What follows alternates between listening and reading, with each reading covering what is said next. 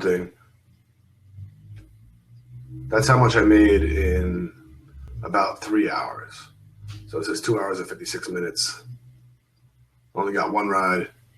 Made $4.80. So if you deduct 20% out of that, $4.80, that's what I made. Luckily, it was a Friday night, and Lyft offers hourly wages. So they said you get $20 an hour, take out the 20%, that equals $16 an hour. So they paid me like $12 or something extra. So that night, I made $16 because the other 2 hours, I didn't get any customers. You have to get one customer per hour to get the $20 an hour. I only got one for 3 hours. So boo-hoo to me, sad night. And, I'm not here to go on strike or anything or say bad things about Lyft because I personally think that Lyft is a good company that's been doing their best to do their best for everyone. They've given out huge bonuses to new drivers, huge bonuses to new passengers. The new passengers get $50 off, $10 off their first 5 rides, and the new drivers have gotten up to $1,000 bonuses. I'll leave those links down below if you're new to Lyft. You can find out about that. The links to the $50 bonus for new passengers and up to $1,000 for new drivers, which right now is only at $400, I think, max. So, the good days of Lyft, the huge incentive days are kind of over. They've ceased to exist, at least now, and doesn't look like they're coming back. But it's wintertime right now, and, summer is just around the corner. Maybe some of these things might heat up again. But, it's pretty sad. $4.80. If it wasn't a Friday night and I didn't get the hourly pay, it's just sad. You only got one ride and 3 hours, $1.60 an hour. So for the other hours, I really did make $1.60. But the good thing was I sat home. I was right here. Where else would I rather be, right?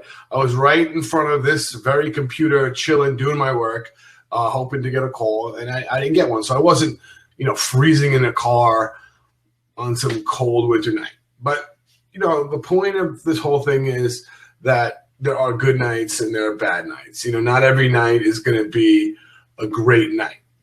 That's just part of life. If you're working, this is a commission-based job. This is not a job where you're guaranteed to make an hourly wage. And I think what happened was that Uber totally cut down their rates really, really low all over the United States. And I live in San Diego, and the rate got cut down to, I think, 90 cents a mile, and there's no base fee. So when they step in the vehicle, it's at $0.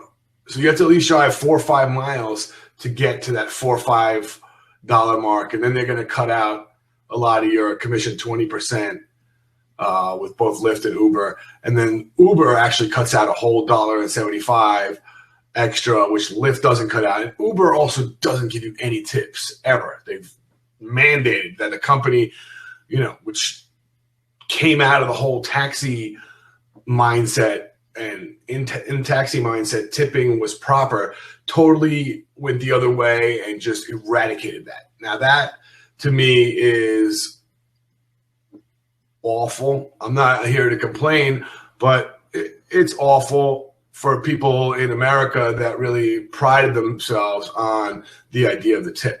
Now, Lyft, the company that's battling Uber, still believes in the tip. So, on this $1.40, this one ride I got for $4.80, I didn't get a tip. But, you do get $5 tips. And it does motivate you to be as cool as you can be because you want that money. Or, just be cool and take what you can get. That's pretty much how it goes. So I just wanted to show you guys what a sad night can look like. That's how sad it can be. So I did almost, can you see all that? I did almost 3 hours there. So at about the 3 hour mark, I was like, no, I can't do this to myself anymore. This is too sad. Did I go down into the city, into the heart, and really try to get a ride? No. I just sat home and chilled. Am I in an area where I'm not ever going to get a ride? No. I live in a pretty cool area where I figure I could get a ride. But, right now, the Uber rates are really low, and then Lyft did the same thing. They dropped their rates also. So right now is a real dismal time to be working for Uber and Lyft. You're going to be putting a lot of miles on your car for a minimum. So unless your car isn't worth that much to you, or unless you really need the money, explore your options. For me, I like being a Lyft driver. I think it's great. I like having the Uber application on the driver's side. So I want to keep these things going. I don't want to get deactivated. And the rule is with Uber that if you do one ride a month, you don't get deactivated. So what's the rule with Lyft? Does anybody know? Because I don't. So, you know, I plan to work a lot less because of the rate cuts, probably pretty much working down to never. Unless they offer me an hourly rate for a holiday or something, I'll come in and work. But if it's 90 cents a mile and they're going to take 20% out of that, I'm going to get 60 something cents per mile. They also cut down the time. So it used to be 20 cents per minute. Now it's only 10. So you're making half on the time. Per mile, you're making, 15 cents less.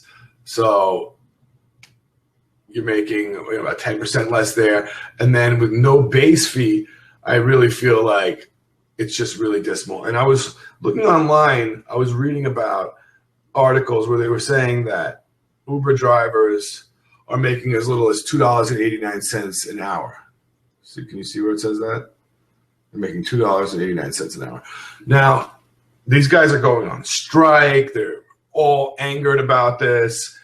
Unless you leased your car from Uber and you have to work or something like that, I don't see why you would be so pissed. This was never considered a real job. This is just activation on an app. So if you get fired, they just deactivate you from the app. That's it. You're lucky to be activated. I'm lucky to be activated. You're lucky to be activated. If you don't want to do it, you don't have to do it. This is simple economics, supply and demand. If there's too many drivers, they're going to have to get rid of them. They're going to have to do certain things. If there's too many, it's just simple economics here. And right now, something really fishy is going on where they drop down the rates. They're having a war between the two companies. Uber is trying to make sure that Lyft can't make any money, and they're really trying to make sure that these areas are not profitable so that Uber can squash Lyft and just take over.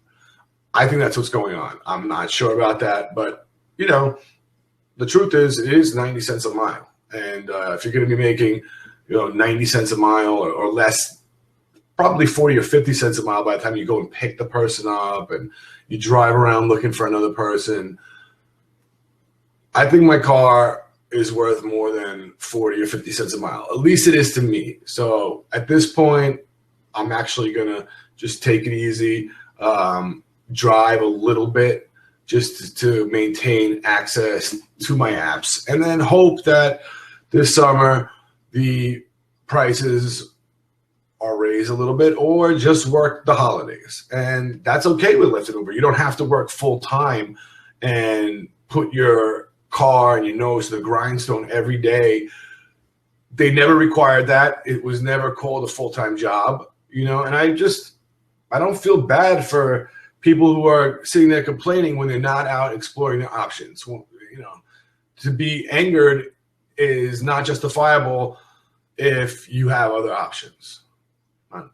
Peace out, guys. Let me know what you think about the video, and let me know what you think about the Uber and Lyft / price cuts. If you think that this was really mean to the drivers to do, or if you feel like me and you feel like Uber and Lyft are allowed to do what they want. It's their companies. If they want to offer incentives to the passengers that don't meet the needs of some of the drivers, I don't really see why the drivers are so angered. Another thing is that with Uber, you could drive a 2000 vehicle. So you could use an older car, a car that might cost you $1,500, something like that. You don't have to be using a 2016. So, if you have an older car and you don't mind putting the miles on it because it's pretty much at the end anyway, I don't see anything wrong with that.